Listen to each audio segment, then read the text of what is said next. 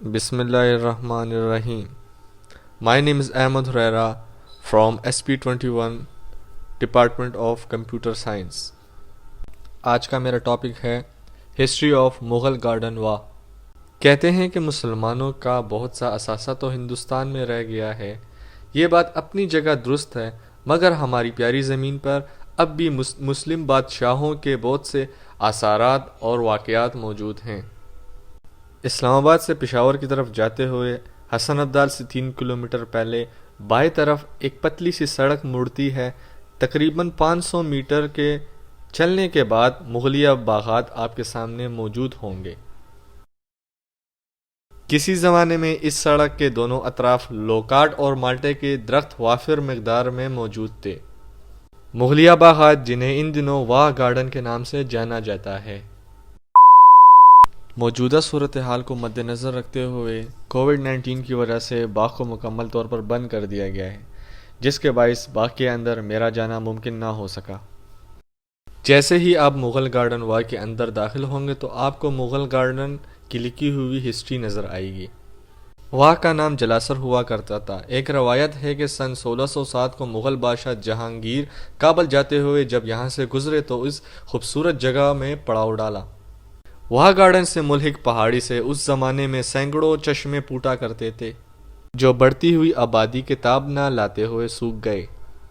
شہنشاہ جہانگیر ہندوستان نے جب ایسے ہی کسی چشمے کا ٹھنڈا اور میٹھا پانی پیا تو اس نے بے اختیار کہا واہ، پس اسی دن سے اس علاقے کا نام واہ پڑ گیا۔ مغلیہ باغات وا کی بنیاد راجہ مان سنگھ نے ڈالی، جو مغلیہ سلطنت کا ایک اہم عہدیدار تھا اور شہنشاہ ہندوستان جلال الدین محمد اکبر کا برادر نسبتی تھا۔ سن 1581 میں ان کو یہاں تعینات کیا گیا تھا تاکہ وہ دشمنوں کو اٹک پار کرنے سے روک سکیں۔ راجہ مان سنگھ 1581 سے سن 1586 تک یہاں رہے۔ اس وقت حسن ابدال اور جلاسل کی پہاڑیاں ملی ہوئی تھی اور ایک وادی کا منظر پیش کرتی تھی۔ یہاں سے اب جی ٹی روڈ نکلتا ہے، چنانچہ مان سنگھ نے اس جگہ کا انتخاب کیا اور یہاں 12 دروازوں پر مشتمل ایک باغ اور خوبصورت تالاب بنایا۔ مغلیہ سلطنت کے کئی شہنشاہوں نے دہلی سے کابل اور کابل سے دہلی کی طرف جاتے ہوئے یہاں قیام کیا اور یہاں موجود درختوں کے ٹھنڈے سایوں میں آرام کیا۔ شہنشاہ شاہجہاں نے سن 1641 میں پہلی بار یہاں قیام کیا اور اپنی مرکزی محکمہ تعمیرات کو یہاں بلوایا اور اس عمارت کو ازسر نو تعمیر کروایا۔ اس باغ کی تعمیر مغلیہ طرز پر کی گئی اور خوبصورت نہریں بنوائی گئیں۔ اس دور کے ماہر تعمیرات احمد معمار لاہوری نے یہاں کے باغات، محلات اور سرائے کے نقشے تیار کرائے اور 2 سال تک اپنی نگرانی میں تعمیراتی کام کروایا۔ واہ باغ کی تکمیل کے بعد مغل بادشاہ شاہجہاں نے 4 دفعہ یہاں قیام کیا۔ سن 1646، 1647، 1649 اور 1654 میں یہاں قیام کیا۔ اس کے بعد مغل دور کے بہت عظیم اور نیک بادشاہ اورنگزیب نے 1676 میں یہاں قیام کیا۔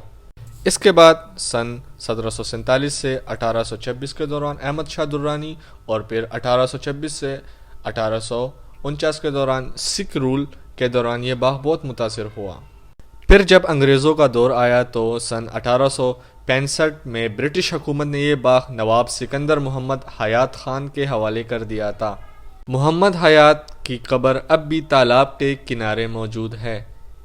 ان دنوں یہ باغات شکست توریخ کا شکار ہیں۔ محکمہ آثار قدیمہ ان کے آرائش میں کوشاں ہیں۔ اس باغ میں چنار کا ایک درخت ہے جو بہار و خزاں کا ذائقہ چکھتے ہوئے بوڑھا ہو چکا ہے۔ اس کا تنا بھی کوکلا ہو چکا ہے۔ کہتے ہیں کہ اس درخت کی عمر کئی سو سال ہے۔